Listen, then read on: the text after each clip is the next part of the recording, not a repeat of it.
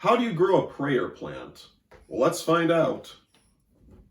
Okay, so typically I grow more complicated plants like bonsai trees and carnivorous plants if you've seen my channel, but I've also been growing these prayer plants for a number of years. They're super simple, so I figured I would do a quick basic care guide as to how somebody can keep something like this alive. So let's go into some of the essentials that we're going to need. Okay, so there are a number of different species you can get.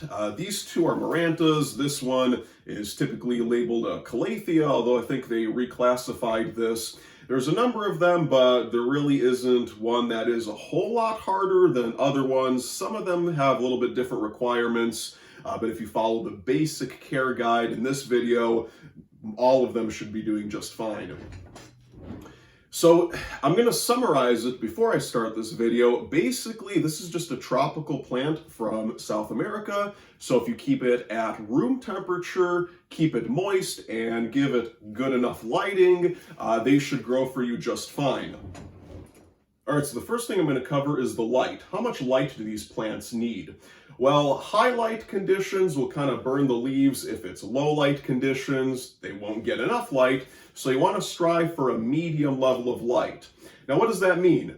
Well, if you're going to be growing these on your windowsill, an eastern facing windowsill works pretty good. You can keep them about 1 to 2 feet away from an eastern window. That'll provide them with enough light. You can also keep them on a southern facing window, although you can move them a little bit further back, maybe 3 to 4 feet away at least from a southern facing window, and it'll also be good for them.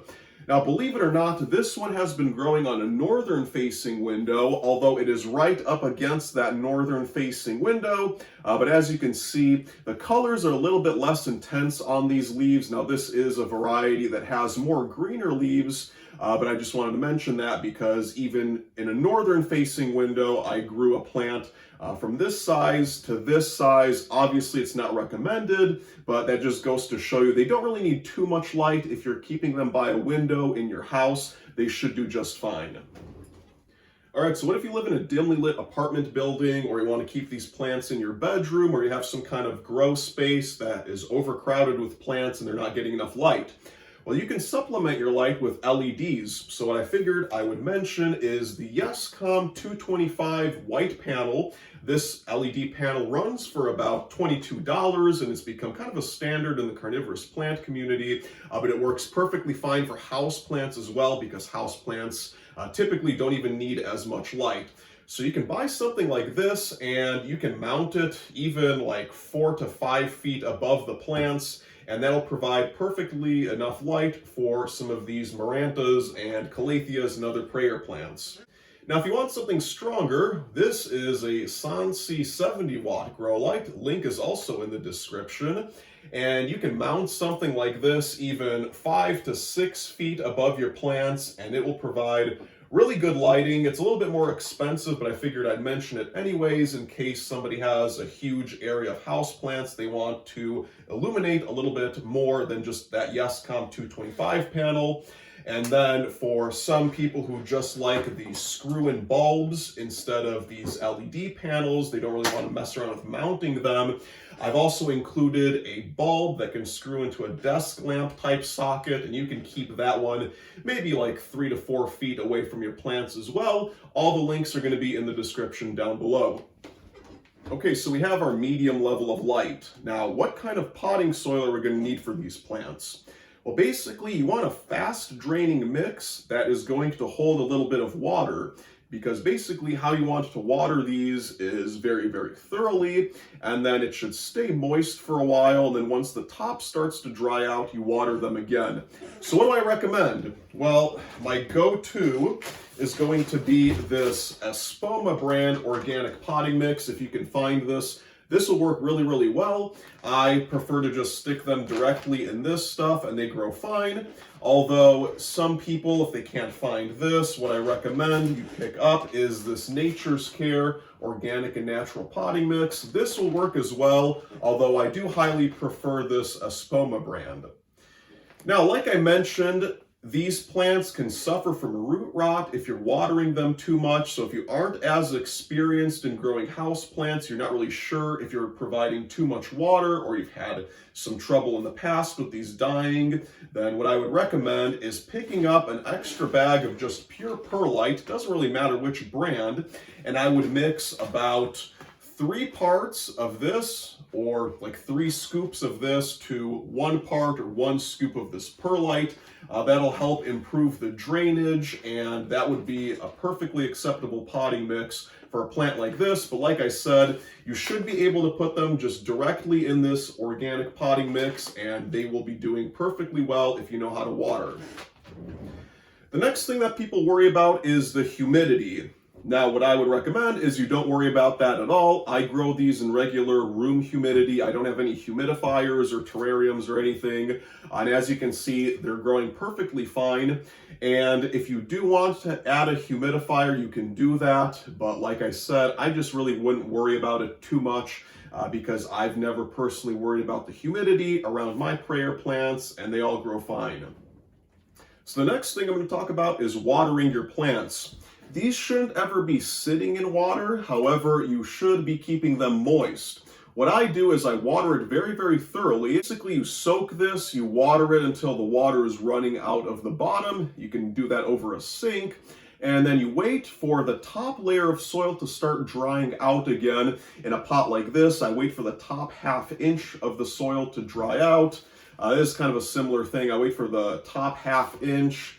And in something like this, maybe I'll wait for the top inch of soil to dry out, and then I water it again. So what you want to do is use distilled water or purified water. That's typically the recommendation because people have had issues if they use tap water with the leaves kind of burning a little bit.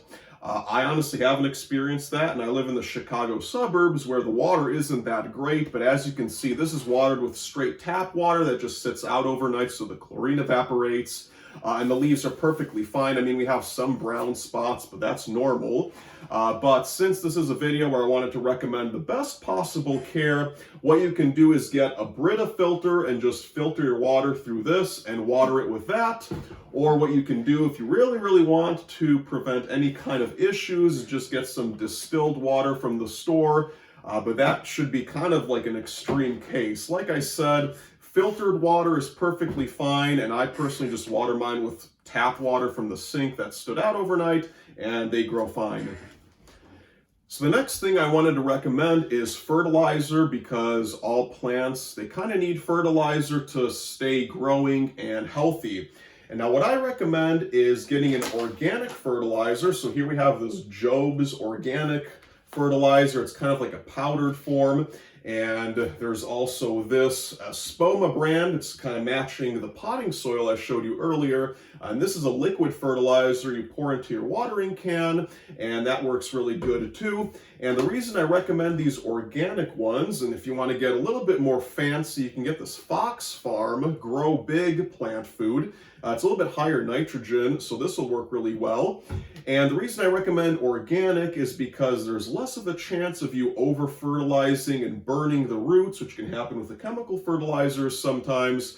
It also helps build kind of like a biological system inside of your soil full of beneficial bacteria and in some cases fungus, which, once that's full in the soil, it prevents some disease fungus or disease bacteria from taking hold. It also just promotes all the nutrients breaking down into forms that are usable with the plant.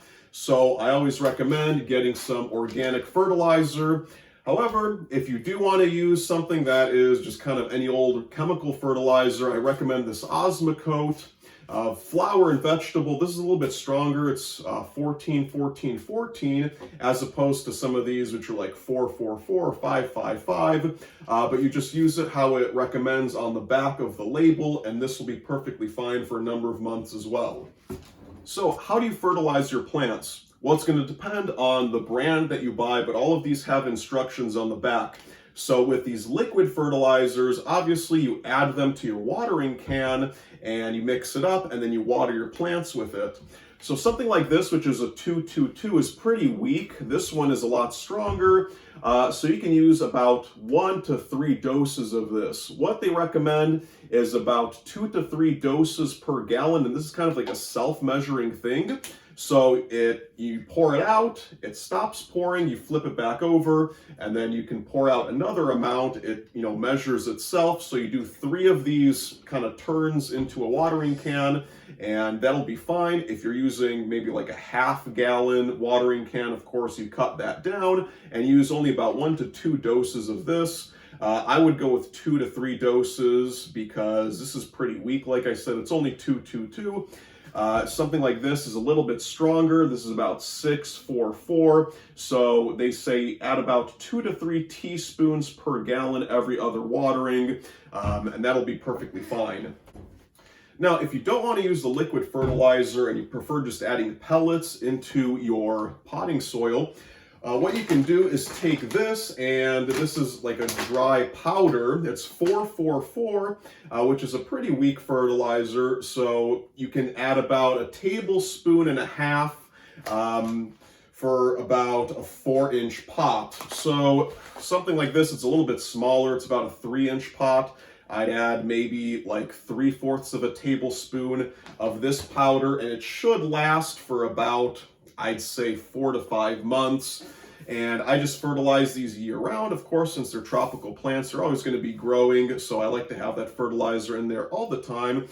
For something that's about this size, about a 6 to an 8-inch diameter pot, I would add 2 full tablespoons of that every 4 to 6 months, and it will be growing perfectly fine. Kind of similar with these Osmocote pellets. I would use about, I'd say, 1/2 teaspoon for these containers, and then I may use a full teaspoon for a container this size. So you add those in, and then every time you water, it's a slow release fertilizer that's going to be releasing nutrients every time you water. And like I said, in 4 to 6 months, you reapply that same amount once all the fertilizer has broken down. Okay, so a few last recommendations here. What size pot do you keep them in? Well, I would prefer to keep them a little bit more root bound instead of giving them an oversized pot. So something like this, that's maybe, I don't know, 6 inches in diameter. I have it in about a 3-inch pot. This one's getting a little bit overcrowded, and it's also in about a 3-inch pot. What I would do is up pot this to maybe a 5-inch pot. Here, this is a little bit oversized. It's an 8-inch pot, and this is going to be kind of too much soil volume for a plant this big. Eventually, it can go in something like this, but in the meantime, I would put something like this size plant. Like I said, it's getting close to a foot in diameter. I put it in a 4 to 5-inch diameter pot. And as you can see, this plant is about 2 feet wide, and it's just growing in an 8-inch pot. So you kind of keep it on the smaller side. That helps the soil, drain a little bit better. They don't really have an intricate root system that's going to need a very deep pot. So like I said, I recommend something more shallow and keep it kind of smaller than the diameter of the foliage, and you should be fine. So what temperature range do you keep these in? Well, they're tropical plants from South America, and most people are growing these as house plants, so you don't really need to worry about the temperature. Anywhere between 60 to 85 degrees Fahrenheit is perfectly fine. So average house temperatures should be fine. You don't really need to worry about providing these with any extra heat. Obviously, if it's a little bit warmer, if you have a warmer room, put them in there and it will grow better than in a colder room, but any place in your house should be perfectly fine. Okay, so that's about it for these plants. Medium light, put them in that Espoma organic potting mix and water it once the top 1/2 inch or 1 inch of soil in a pot this size starts to dry out, and your plants should be perfectly fine. Again, if you have any questions or if there's something I missed, something you're still uncertain about, you can feel free to leave your questions in the comments section down below. I'll do my best to answer them, and that's going to be it for now. I may come back with another video about these Marantas, but I also have more houseplant videos coming out, so make sure you hit that subscribe button down below. You'll be notified when I make a new video, but until then, good luck with your prayer plants.